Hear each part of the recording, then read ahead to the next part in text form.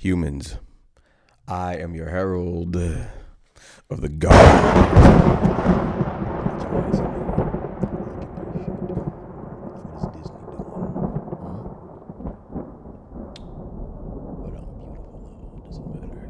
Now look at me. Yo, welcome back to the Culture Guys channel with your boy Mike, man. Hey, welcome back. Those of you that are here and subscribed, I know it's been a minute. I'm about to get back in here. First, before we jump into updates and things like that, I want to let you know that I am in the same place, just got a new setup, and more is coming. Okay, told you, man, the level up is gonna be real this year, man. I'm gonna add some things. I got some corner pocket action going on right now. Back here in the corner of my spot, and we're gonna be feeling some things in here. You know what I'm saying? Don't worry, don't you worry, it's coming. Daredevil, Born Again. What the hell is going on? Disney Plus, man. First and foremost, let me say that I am beyond happy that that Daredevil is back. Even if it is on Disney Plus, you know what I'm saying? Like that part doesn't really bother me too much. I will say that we'll talk about tone and the apprehension and shit, you know what I'm saying, from the fan base here in a minute. But first of all, I'm gonna jump right into it. So this is season 4. If you don't know, if you have not watched any of the Daredevil show seasons at all, man, I promise you need to go back and watch season 1 through 3.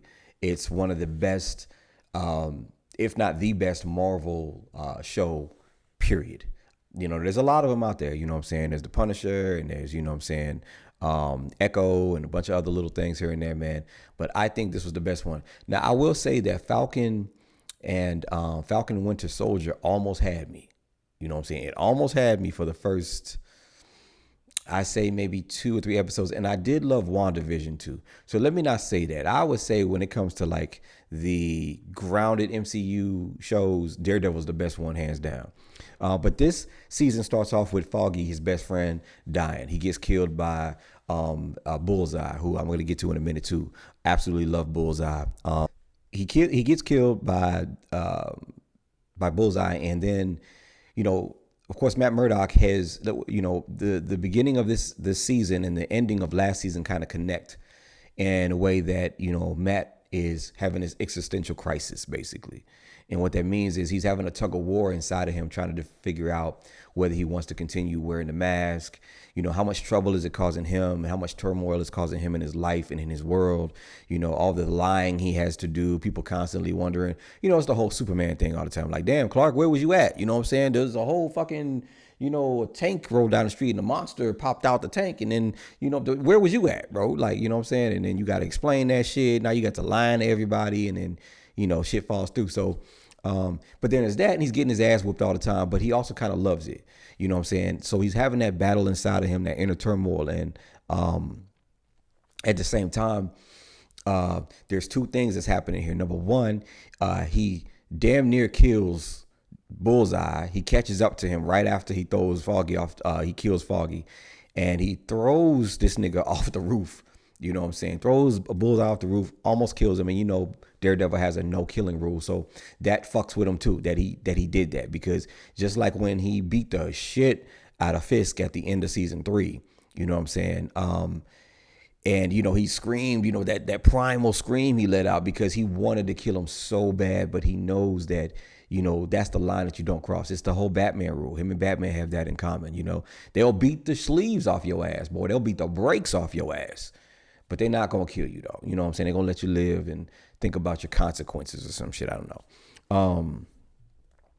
So there's that. And then there's another trial going on where White Tiger, okay? And I'm going to talk in the terms. I'm trying to keep it simple and try to explain things for the people that are uninitiated, that didn't grow up with comics and things like that, that are just jumping in here as brand new fans. So White Tiger is also a vigilante out there. But White Tiger in the comics, as far as what I knew, White Tiger was a girl.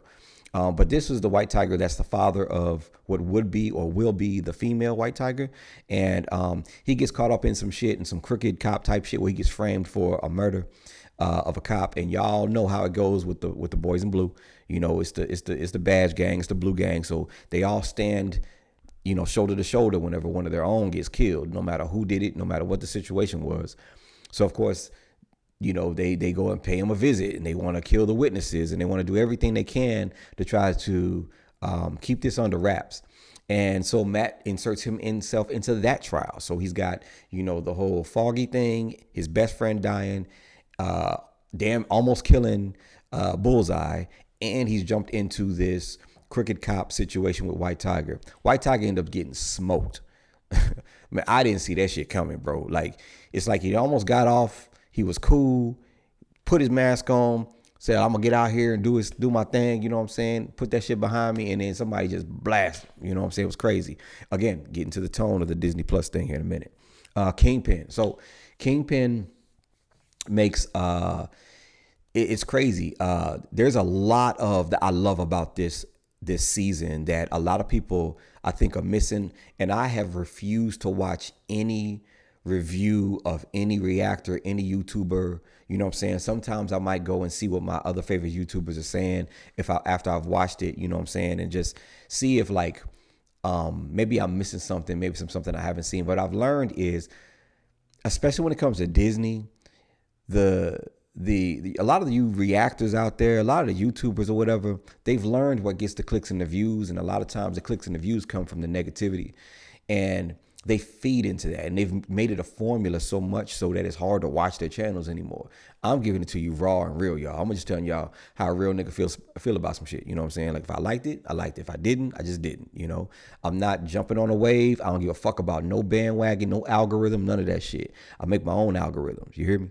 So, but what I loved about this season that I'm sure a lot of the reactors out there are probably gonna shit on, but I love the dynamics between Matt and everybody that was involved. I would say the main three people. So Kingpin, Bullseye, and the Punisher. The dynamic. So Matt's having an existential crisis, trying to figure out, I keep saying that, a struggle, trying to figure out whether he should be Matt or leave the Daredevil thing alone. Kingpin is a reformed Kingpin, and he ends up running for mayor. Now, if you know anything about human nature and human beings, we all know that the bad guy, there's at least half the country is gonna vote for the bad guy if the bad guy gets into office, or somebody that is considered someone that is less than let's say has a checkered past. It's almost like people see like, oh well, he's got a checkered past, so he's human, so we're going to vote for him. We rocking with him, or whatever it is. Whatever it is that people can make themselves relate to that person. And we see that going on in real time, you know what I'm saying, in our country, for real. We're not going to get into that because I don't get into politics on this channel. But Kingpin becomes mayor of New York City, which I think is a fascinating thing. I think is really dope because there's a lot that they can play around with that. But he's a reformed Kingpin. So he's trying to leave the streets alone, leave the bullshit alone. And you can see him leaning, trying to make some decisions that are more positive, more humane, and really try to get the city rallying behind him. He really does love New York City. You can tell Kingpin seemed like he's on the spectrum a little bit. You know what I'm saying? I wanted to say that in another video. He seemed like he's on the spectrum, but he's a grown man and he's a mob boss as well. Speaking of mob bosses, he disappears since last season, and who takes over? His wife. His wife takes over, but she pops back in the frame. I love Vanessa's role in this season. She's got much more of a stronger character position here next to him, and that's dope. They go to marriage counseling, which I think is dope too, because you got this like crazy lunatic mob boss in Kingpin, you know, the greatest mob boss of all time in Marvel, and he's going to marriage counseling with his wife to try to rectify it. You know what I'm saying? She ends up having an affair and cheating on him, and of course he finds the dude, you know what I'm saying, because it's Fisk. I mean, it's what it is, you know what I'm saying? And he traps him underneath his lair, his mansion and shit, in a fucking cage, and just like questions him and tortures him and all kind of crazy shit, man. It's wild. I think that Disney took some the creators, Kevin Feige and them, they took some liberties here that I didn't see coming in this series. Let's see. The conversation with White Tiger. We talked about the White Tiger thing already. Muse is another villain that's in here. Now, Muse is a lesser known villain in Daredevil. Well, and I could say before, Daredevil was one of those characters that growing up, no one gave a fuck about watch. I didn't care about Daredevil in the comics and nothing like that. I knew of him because I was a comic book head. But as far as like the big 5 or big 10, he was not in that conversation for any kid growing up, for real. So the fact that right now he's one of my favorite characters says a lot about the writing. But Muse is one of those absolutely unknown villains that no one knows, y'all. He's an artist, but he's a dark, sadistic, twisted artist who knows martial arts somehow. You know what I'm saying? And he's got some kind of super ability where it like nullifies Daredevil's abilities and shit like that. But he's in here, and Matt's love interest is a therapist who is also the Kingpin's therapist and the Muse's therapist. So Matt gets roped up into this weird like connection with all these different people who love and hate him, and they all know each other or are connected and in some way. You know what I'm saying? What is it called? 7 degrees of separation? Is that type of thing. Kamala Khan's dad makes an appearance here as the bank manager or something like that. That's an interesting episode. You definitely got to check that one out. Let me say, I absolutely love Bullseye. They cannot get rid of Bullseye in the Daredevil series, man. He is like the perfect arch nemesis or rival to Matt or to Daredevil as a character. I absolutely love his abilities. I love how they parallel or kind of, I won't say parallel, but they counteract Daredevil. So when they fight each other, it's like the illest shit you see on screen. You know what I'm saying? I love it. I remember the I forgot what season it was when him and Bullseye were fighting in that office, and Bullseye was throwing staplers at him and shit, and the shit was like, because you know Bullseye knows how to like make shit like bounce. He's like good at trajectory, so he was like throwing staplers and they were bouncing off the wall and hitting them, and Matt was like, shit, you know what I'm saying, trying to duck behind the fucking cubicles and shit. That shit was crazy, man. The Punisher. So we all know the Punisher makes a return in this season, and once again, another character they cannot get rid of. I hope they never get rid of is the Punisher. What's dope about the Punisher is his first appearance in the season. Matt makes a visit to him, and you see the Punisher. You know, you could tell he's growing his facial hair out. He's all fucking, you know, he's just grunt. You know, the Punisher's just a grunt. He ain't clean. He don't give a fuck about nothing. You know what I'm saying? He lost his family. He's like John Wick, basically. You know what I'm saying? He's just out here living right now. And Matt and the Punisher's, conversation, their dialogue is what makes their interaction so interesting. It makes Punisher being on screen so interesting. He's not just some brute that's just out here to just murder people because he feels like it. He really has an ideology. You know, Matt's like, yo, listen, I don't care. You know, I am going through a little crisis right now, but I still don't want to kill nobody. You know what I'm saying? And Punisher's like, man, you know how I give it up, bro. You know what time it is when it comes to me. You know what I'm saying? Matter of fact, there was a scene where Matt had came back to the apartment and the Punisher was there. And the Punisher was like, hey, man, it's some niggas rolling up on you, man. It's like 20 deep out there. They got a couple vans, man. You know what I'm saying? Now, I'm just letting you know right now. I know they're here for you, but if they come through this door, you know I gotta fuck them. I'm chopping them up. I think were his exact words. Like, you know I gotta chop them up. You know what I'm saying? So, and I love that about the Punisher. He does not change who he is, no matter who's involved, and I love that. And then the fight scenes were so dope because it's like, you know, so Matt and the Punisher, you know, they're fighting the same dudes in the same room. But whereas Matt is trying his best to just hurt them and not kill them, you got the Punisher over here just going to work. You know what I'm saying? And Matt's like, you know, knocking bullets out the air and stopping Punisher from killing certain dudes when he can. But at the same time, he's trying to fight this guy and this guy over here. Like, that is the dynamic between them two. I love that, man. It's fire. There's a group of people. If you remember The Dark Knight, there was, I want to say it was The Dark Knight. There was a group of like just civilians that wore like black kind of Batman costumes or whatever, and they went out and they were kind of trying to be like bat vigilantes out there in the streets and shit like that. And Batman was like, man, listen, The difference between me and you is large. You know what I'm saying? I'm not wearing hockey armor. You know what I'm saying? The shit that I got on and the skills that I possess, you don't got that shit. So hang it up, wrap that shit up. Well, it's a group of vigilantes that wear the Punisher emblem, and they're acting in New York City on behalf of whatever they think the Punisher stands for. You know what I'm saying? They kidnap him and some more shit. But of course, Punisher gives him kind of the same speech, like, "Hey man, listen, fuck you. I don't give a fuck what you guys are doing. That's not me. That's not whatever it is that y'all got going on. Leave me out of it." You know what I'm saying? Now let me talk about wrap this shit up by saying, number one, this was I won't say phenomenal, a good, really good return for Daredevil back onto Disney Plus. I know when they first showed the trailers and everything, there was a lot of apprehension, like, man, this is about to be on Disney, man. I don't know, because Disney has a habit of watering down things, and I'm gonna say this right now before we go forward, because this channel is about to evolve in a few different ways, and there's some things that I do want to change here. And there's one thing that I'm done doing, y'all. You humans, y'all have this weird fascination with the woke and the not woke for the last 3 or 4 years. I'm off that. I'm done.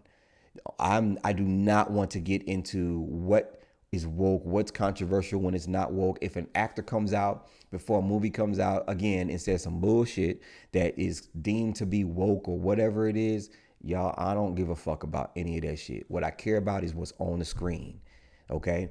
I want to be entertained. I want to get back to feeding the 5 and 6-year-old inside of me that loves this shit. You know what I'm saying? We got away from that for the last 2 or 3 years because everyone was looking at what's woke and what's not woke and that whole thing. And I know clicks and views, algorithms, I got it. But I'm no longer gonna I would rather not even mention that type of shit on this channel. So if there's channels and YouTubers out there and reactors that get into that type of thing, good for y'all. Make your money, do your thing. But I'm here for the entertainment and to give y'all real honest reviews outside of politics and bullshit like that, or the woke, anti-woke wars. I'm not in any of that shit. What I will say is that I did think that Disney was going to water this down and give us a weaker version of Daredevil than what we got on Netflix. Because the first thing you think of Disney is family and all that shit. They weren't lying. This was the most brutal season of Daredevil that they've ever had. There's a scene where Kingpin crushes a man's skull with his bare hands. And it is the most brutal thing that I and you have ever seen with a Disney logo attached to it. I promise you. That shit was crazy. I was like, there's no way somebody greenlit this shit. It was crazy, man. It reminded me of like I'm a fan of body horror movies, like The Substance, which is a phenomenal movie. If you have not seen that movie, please go check that shit out. That shit is fire.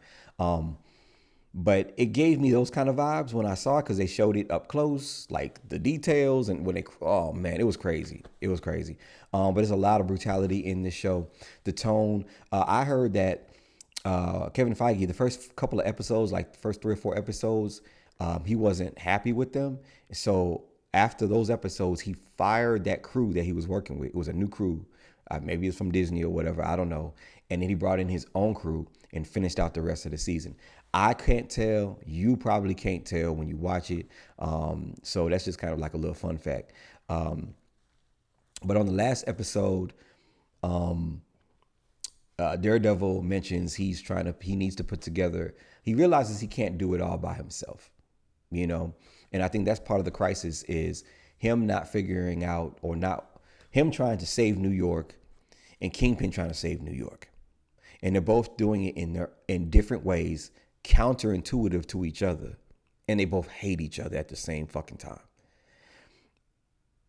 What Daredevil says at the end of the last episode is he needs to put together a team to help take back New York and help fight the Kingpin. And so you know what that means. You know what I'm saying? Either he's going to go get Jessica Jones and Luke Cage and the Punisher and do that again, praying he leaves Iron Fist out of it, because y'all, as much as I like the Iron Fist, I don't love the Iron Fist, and I definitely did not like the show. the Iron Fist.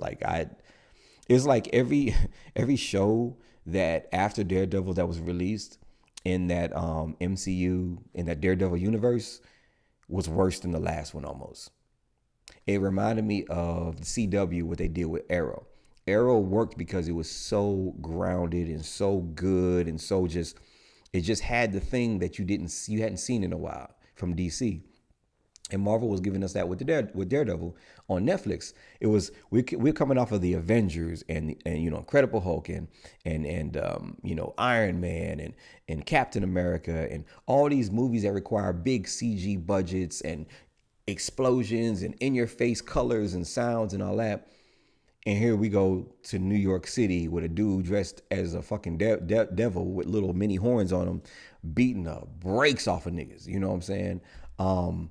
That gave us it was a nice what they call juxtaposition, which we liked, But I think that the tone that they've set for this season lets you know that they're not holding nothing back. It's still a very mature series. It's very adult. And they're gonna give us the action and also the drama and the writing that we are used to. You know what I'm saying?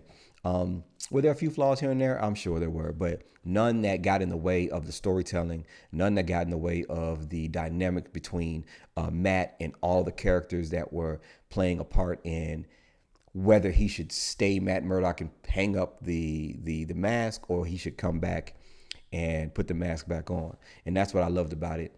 And yeah, man, that's Daredevil. Oh, shit. So that's what I loved about it. Daredevil season 4, Born Again. I can't wait for season 2. And check it out, man. Check it out. I give it 4 out of 5 stars, man. Straight up. If I could do ratings, but I don't do ratings. I just let you know if it's whack or not. Yeah, man. That's it for real for the review. This is a quick update too. Like I said, we're fast approaching or slowly approaching 100 videos on this channel. I didn't think I'd make it to 100 videos. Or I'm sorry, I thought I was gonna make it to 100 videos by January, actually. By the end of last year, top of this year. Some things got in the way, but I'm back. I'm gonna make some changes to this channel here soon, right after I reach my 100th video. So y'all stay tuned to that. 100 men versus the gorilla. The 100 men are going to win that battle. Don't ask me how I know. And I'll see y'all in the next video. You better pull up on me.